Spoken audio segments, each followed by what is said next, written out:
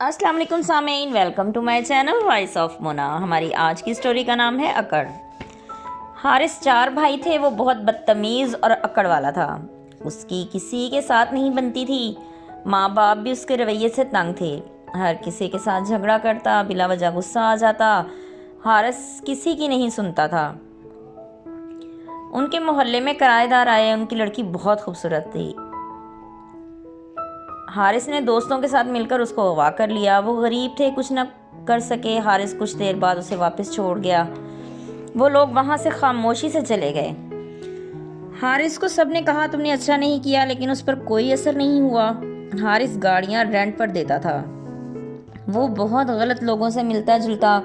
سب کو پتہ تھا اس کی پشت پناہی بھی بہت غلط قسم کے لوگ کر رہے تھے۔ اسلحہ لیے پھرتا۔ حارث علاقے میں دہشت سمجھا جاتا۔ حارث نے اب بہت سے غلط کام شروع کر دیے تھے۔ گھر والے بھی اس کی وجہ سے پریشان تھے اور تنگ آ چکے تھے۔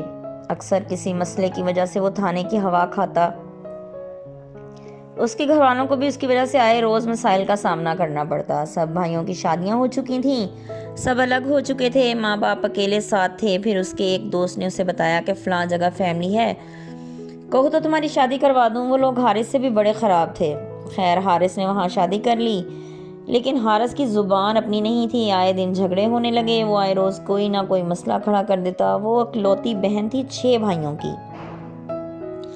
حارث کو انہوں نے سمجھایا کہ تم باز آ جاؤ ورنہ اچھا نہیں ہوگا۔ حارث نے ایک دن بیوی کو مارا۔ وہ ناراض ہو کر میکے چلی گئی۔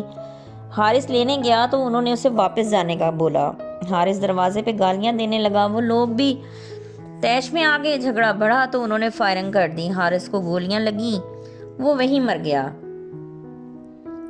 انہوں نے پولیس کو فون کیا۔ حارث ختم ہو چکا تھا، اس کی اکڑ اسے لے کر بیٹھ گئی تھی۔ ماں کو ہارٹ اٹیک آ گیا، وہ بھی چل بسی۔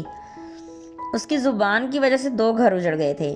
اس کو سب سمجھاتے تھے، لیکن شاید اس کی موت لکھی ہی ایسے تھی، ورنہ کسی کی بات تو اس کی سمجھ میں آ ہی جاتی۔